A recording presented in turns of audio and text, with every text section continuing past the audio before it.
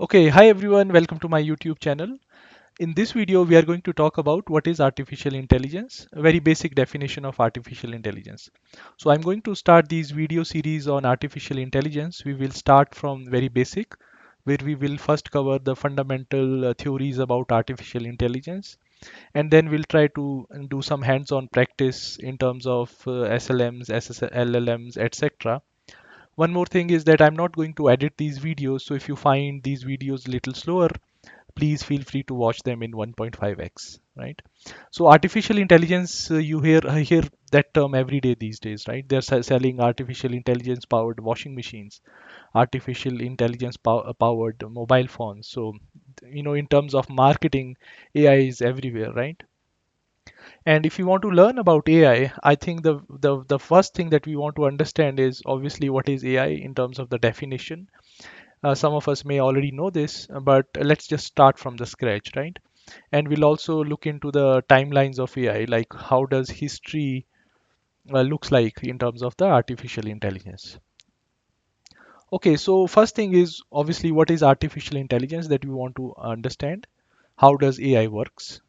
How does AI impacts our day-to-day life, which I think most of us now know because we have been using AI in some form or other.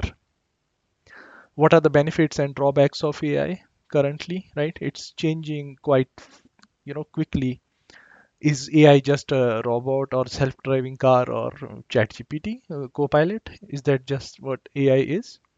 So we'll try to answer these questions in some initial videos, and then we'll obviously go into hands-on practice later on. One of the quote that I recently read in a LinkedIn article, and this is very good. I found it very nice. The quest to understand and replicate intelligence has captivated us humans for centuries. And if you think about that, today AI stands at the forefront of this endeavor. Like, this is the closest as humans that we have come of replicating the intelligence that we possess, right? And obviously, AI offers unprecedented capabilities through agents and transformer architecture. We'll not talk about that. But the quote itself is quite powerful, right? Because we humans, obviously, we want to understand how we ourselves work, right? We even don't know how our own mind works. And then we also wanted to explore how do we replicate that intelligence, trying to teach monkeys or parrots and all those things, like trying to replicate the intelligence that we human possesses, which is quite unique, right? And then there comes a fine line between spirituality and all those stuff, right? So anyways, very powerful quote, because I just wanted to start with this one. Now if you talk about the definition of AI, and this is quite standard definition, is to get machines to do things that generally we humans or animals can do. Like, so for example, what we humans and animals can do, we can perceive things. Let me fix that. We can reason, so we can try to understand a thing or event. Then we can make logic based on the understanding, and then hopefully do a intelligent action based on that. So that's what, if you want to replicate that into machines, that's essentially what AI is, right? Perceiving, then reasoning, and then taking the action intelligently. So now AI is very, umbrella term, right? AI is not a single technology. So I hope most of us know that song suggestions that we get in Spotify and Apple Music is a form of AI, right? So based on my listening preferences in the past, my suggestion list would be different than yours, right? You might have noticed, if you're using Google Photos, you can search for cars and mountains there in your gallery. So AI will try to check your photos and give you the results based on the query. For example, car and mountains, right? People recognition. So you can tag your friends and family members once in a photo, once or twice, and then next time they will be auto tagged. And it could even ask you, like, are these two same persons? If it is not able to distinguish between them, you might have come across that also. So that's also an example of AI. Obviously, most of I think all of social media platforms uses AI in one form or other to ensure that obviously the feeds that we see there is most relevant to us, right? So, like I mentioned, artificial intelligence is not just Chat GPT that came into picture in 2020 and exploded. Everybody started about talking about AI, right? It's just an umbrella term that contains many technologies, right? And that could obviously go as back, sorry, that could go from your song suggestions to Chat GPT to advanced self-driving cars that we have in these days. So, like I do all the time, let's look into the history of AI. And I'm not going to go through the PPT for that. Let me open Google Chrome for that. And obviously, the history of AI, as you can see, there is a Wikipedia page for that. I'm not going to go through this page. It is interesting. Obviously, they talk about history of computing, mythical, fictional, and speculative precursors. Again, that quote, right? Quest to understand and replicate intelligence. So it's not just like something that started in 1900s or 2000s.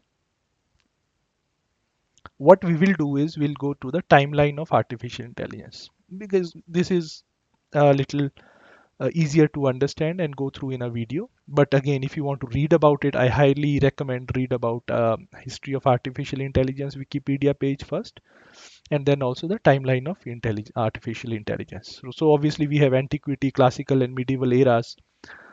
Obviously lots of mythical characters, right? We are not going to talk about Frankenstein, right?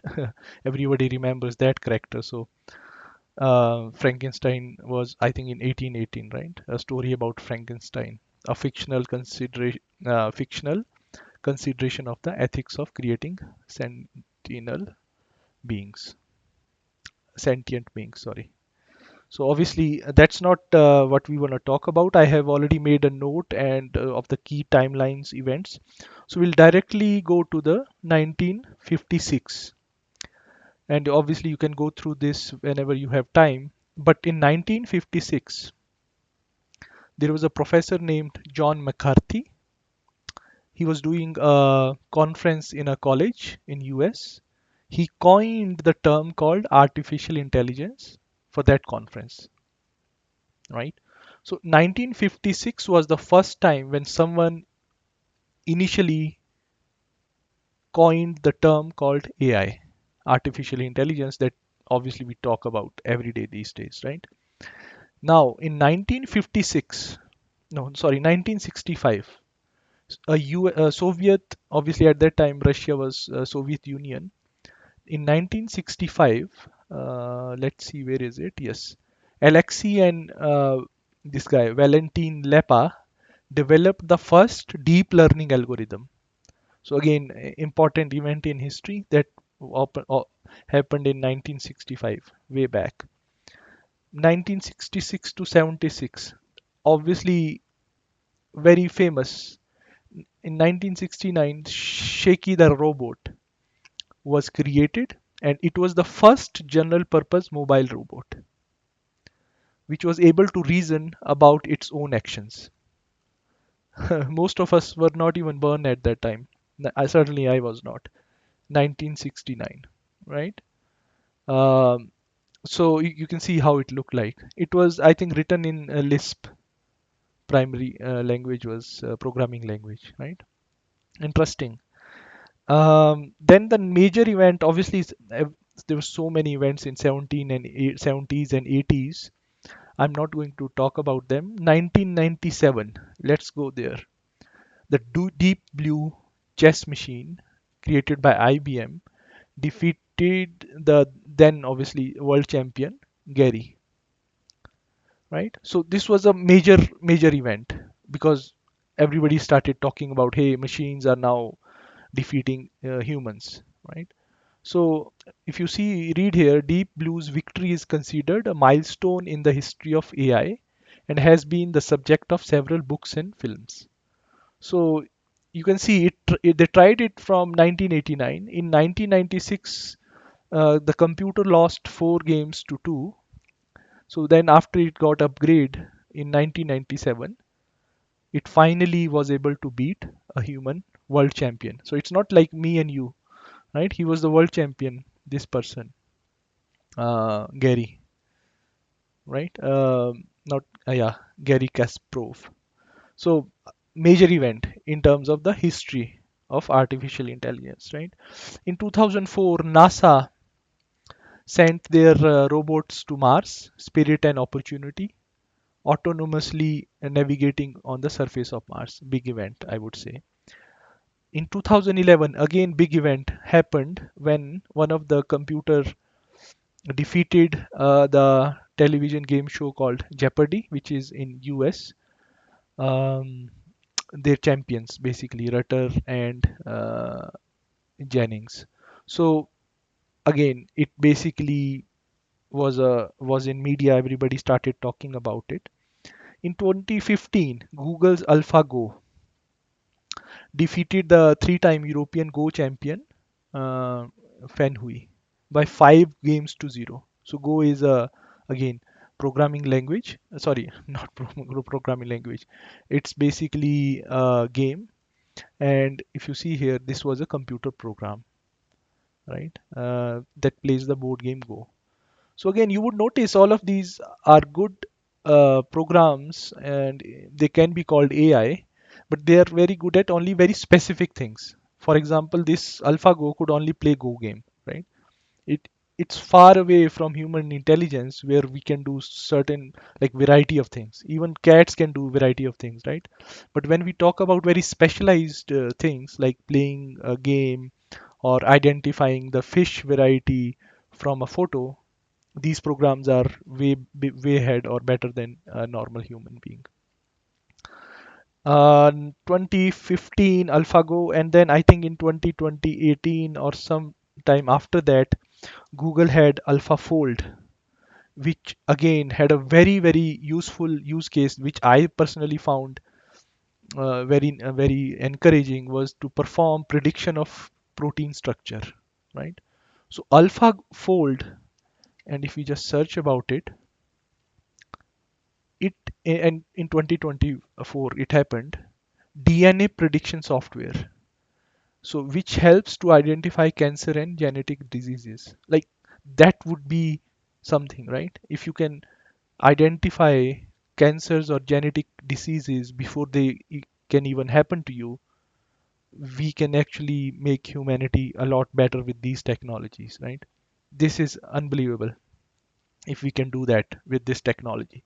So that's why we need this technology. I think this is the need of the hour. And like I said, every technology is created by humans because it is needed, right? So uh, and then obviously in 2020 we had our very famous own GPT-3 from OpenAI that made AI famous everywhere.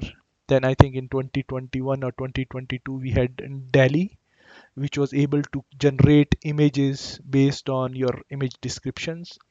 2022 I think most of us are now using in our corporate life. If you are working in a corporate office in GitHub Copilot, right? But at least Chat GPT everybody is using these days, right? For so many things. So this is a brief history of AI, and as you can see, it's not a very recent thing. People and scientists and mathematicians have been working on this for a very long time.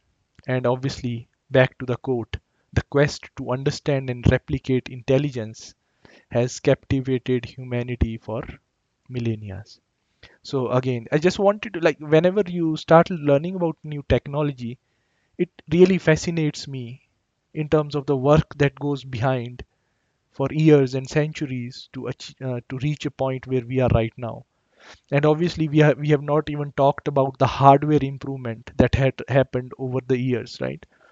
Imagine that if we didn't have these chips these days, nobody would have even thought about creating AI, right? So that goes under the radar or probably is not appreciated as much as it should be. So I've made some notes here so that I don't digress from the main topic. That's why I see on my left side every time, if you are wondering. Now, how will AI continue to impact our life? right? So certain near future trends, if you see prediction and forecasting, I think it will be used extensively for these things. Defense, obviously, customer experience. Like I think every company in future for their customer experience applications will be using these AI tools. Asset management and investing. So now if you want to, for example, read a financial report of a company, it would have taken an analyst a day or two to go through it, even if that analyst is very experienced, right? ChatGPT can give that to you within minutes, right? The bullet points or certain things that you want from that financial report. Self-driving vehicles. Obviously, Tesla has self-driving vehicle available already, but can we drive our children to school and rely on that? Probably not now, but soon it will be that much respected and safe that we can do that, right? For example, analyzing emotions based on facial expression at an interview or doctor's appointment. That will be that will be probably coming sooner than later. So usage of AI in healthcare, manufacturing, customer services. I think the possibilities are endless. So I personally think that AI is a good thing and it's the need of the hour, right?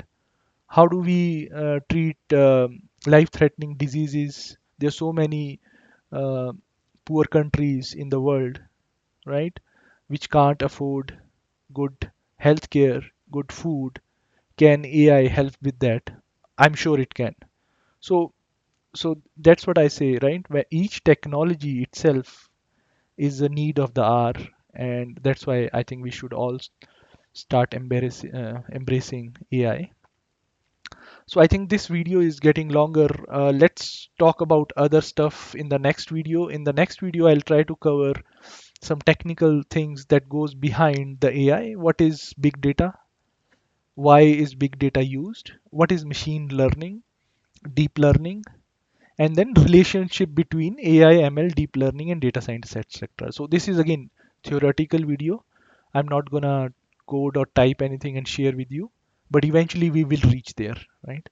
So because if we have the fundamentals clear, we have the definitions clear, we have some idea about the things that we are doing, why we are doing, and how it can be linked to the actual real world problems, I think understanding and learning a new technology becomes easier. So I hope you liked this video. I'll see you soon. Thank you for watching. Bye for now.